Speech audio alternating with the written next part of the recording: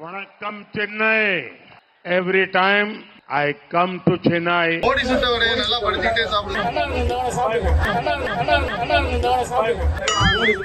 I feel energized by the people.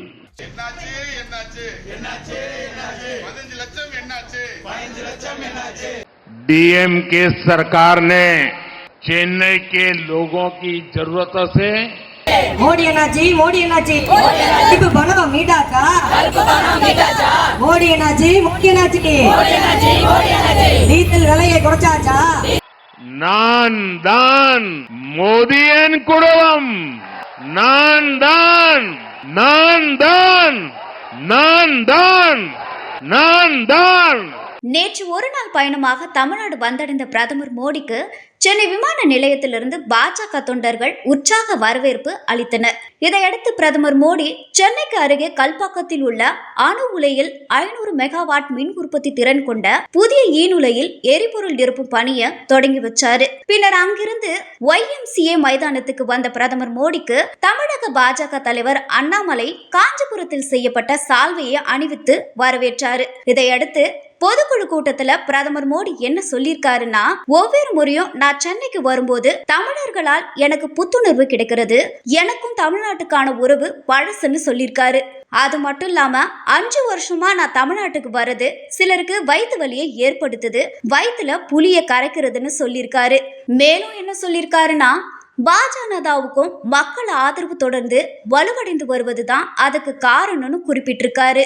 அது மட்டும் இல்லாம திமுகவை கடுப்பேத்துற மாதிரி ஒரு விஷயத்த பேசியிருக்காரு. அது என்னன்னா, மத்திய அரசின் திட்டங்களின் மூலம் பல பயனாளர்களுக்கு நிதி அனுப்பப்படுகிறது, லட்சக்கணக்கான ரூபாய்கள் வங்கி கணக்கிற்கு செல்கிறது, இதுதான் திமுகவிற்கு வருத்தம்னு சொல்லியிருக்காரு.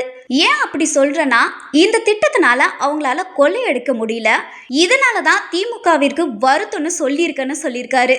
அது மட்டும் இல்லாம காங்கிரஸ் திமுக இந்திய கூட்டணியுடன் இணைந்திருக்கும் கட்சிகள் ஊழலால் ஊறி போய் இருக்குன்னு சொல்லியிருக்காரு. இவர்களுக்கு குடும்பம் தான் எல்லாமேன்னு சொல்லியிருக்காரு.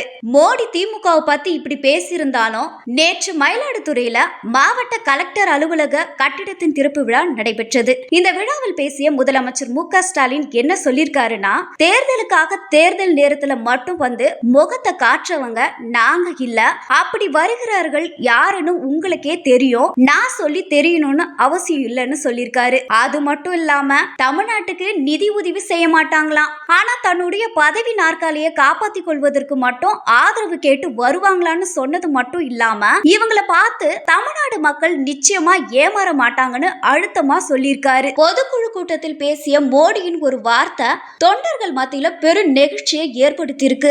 அந்த வார்த்தை என்னன்னா, மோடிக்கு குடும்பம் இல்லைன்னு சொல்றாங்க, இதுதான் என் குடும்பம், இந்த நாட்டு மக்கள் தான் என் குடும்பம்னு சொல்லிட்டு தமிழ்ல நான் தான் மோடியின் குடும்பம்னு சொல்லியிருக்காரு. அதை தொடர்ந்து நான் தான் என மோடி கோஷம் எழுப்ப அங்க கூட இருந்த தொண்டர்களும் மோடியின் குடும்பம் சொல்லி கோஷத்தை எழுப்பியிருக்காங்க. இந்த விஷயம் தான் தொண்டர்கள் மத்தியில பெரும் நெகிழ்ச்சியை ஏற்படுத்தி இருக்கு. இந்த பொதுக்குழு கூட்டத்துல யாரெல்லாம் கலந்துக்கிட்டாங்கன்னு பாத்தீங்கன்னா, மத்திய இணை மந்திரி எல் முருகன், சட்டமன்ற பாஜக தலைவர் நயினார் நாகேந்திரன், மத்திய மந்திரி பொன் ராதாகிருஷ்ணன், தேசிய மகளிர் அணி தலைவர் வானதி சீனிவாசன், தமாக தலைவர் GK வாசன் உள்ளிட்ட பலரும் கலந்துக்கிட்டாங்க இந்த மாநாட்டுல. இத பத்தி நீங்க என்ன நினைக்கிறீங்கன்னு சொல்லி கமெண்ட் பண்ணுங்க. Newspeak 7 around you.